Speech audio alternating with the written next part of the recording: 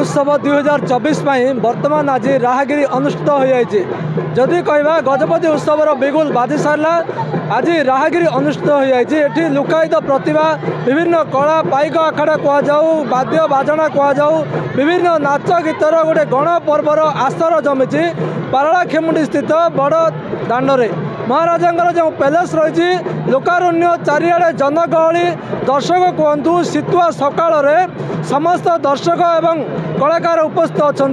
आम आलोचना करवा आज्ञा कौन कहे पारलाखेमुंडीर ऐतिह्य परंपरा दृष्टि राहगिरी अनुष्ठित होती कौन कहे पारलाखेमुंडीर गोटे एभलिया जगह जार ऐतिह्य परंपरा अति पुराणा आमर हूँ पारलाखेमुंडी हूँ गोटे सांस्कृतिक केन्द्र। एठी माने पाइक आखड़ा टू आरंभ करी गजामुआ एवं ओडिसी नृत्य कथा कहवा माने सबू आमर गोटे स्वतंत्रता रही। आज राहगिरी आरंभ होती गजपति उत्सव कहले चले। आज राहगिरी रे आमर विभिन्न सांस्कृतिक दल आसिक से कार्यक्रम परिवेशन करुँच।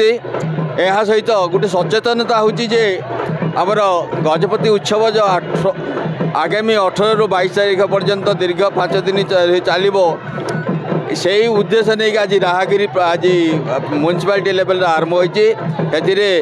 हजार संख्यक दर्शक आज उपस्थित अच्छा एवं कलाकार माने विशेषकर बहुत उत्साहित अच्छा। मु निश्चित भाव मो आज मु समस्त को अनुरोध करुँचे आगामी 5 दिन जो आमर जिला स्तरीय गजपति महोत्सव हम से समस्त सामिल हूँ सहयोग करूँ एवं मजा उठातु। कहवा कि विभिन्न कला जो मंच परिवेशन हो पारने आज कहवा समस्त कला गोटे बड़ मंच आरंभ होती मंच जे जार कला प्रदर्शन कर। गजपति उत्सव मुख्य उद्देश्य हूँ जो लुकायित प्रतिभा रही लुकायित कलाकार रही से प्रोत्साहन देवार हूँ मुख्य उद्देश्य। तेणुक ए समस्त को सामिल करचु एवं आमर विभिन्न जिले जो विभिन्न प्रकार कार्यक्रम है से भर बछा बछा जिलार कार्यक्रम सब आज गजपति उत्सव से प्रदर्शन करेंगे एवं आज समस्त को आज उत्साहित करने सर्व कलाकार मानू आज उत्साहित करने राहगिरी मुख्य उद्देश्य। आम आलोचना करते आउ कि दृश्य मुझे देखेबी महिला ग्रुप कहतु पाइक पुओ वीरत्वर गाथा पाइक आखड़ा ये अनुष्ठित होती से दृश्य मुझे देखेबी जे आम सहयोगी रही पारलाखेमुंडीर ऐतिह्य परंपरा कहु विभिन्न प्रतिभा बर्तमान परिवेशन होती गजामुआ कहु पाइक आखड़ा कहु विभिन्न परिवेशन होती। आम आलोचना करवा सर कौन कहे आज कौन प्रदर्शन कर खुशी अच्छा।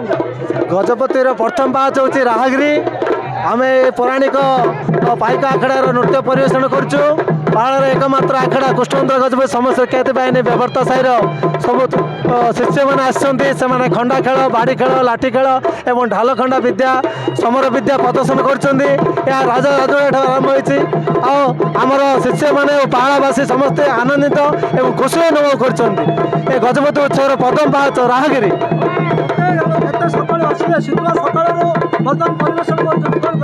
सकाल 7टा शीतर भी पिला आग्रह आसने खेल कौतूहल प्रदर्शन कर राहगिरी गजपति उत्सव मनोबल दृढ़ कर शीत को भी न डरी सब आसी खेल प्रदर्शन कर। आलोचना करवा आज्ञा कौन कहे कते वर्ष परंपरा परंपरा अनुसार कौन कौन कार्यक्रम हो आमर ये परंपरा दशहरा वीर पाइक आखड़ा तरफ यहाँ आवामान काल चली आसते प्रथा कला यहाँ गोटे वीर पाइक आखड़ा कला आम आलोचना करुले समस्त निज निजर कला प्रदर्शन कर समर विद्या कहु पाइक आखड़ा कहु विभिन्न कार्यक्रम ये जारी रही। तो संपूर्ण कार्यक्रम जब आज कहवा आज गजपति उत्सव बिगुल बाजी सारा 18 ରୁ 22 जो गजपति उत्सव जारी रही। आज गजपति उत्सव आरंभ है कहले चले।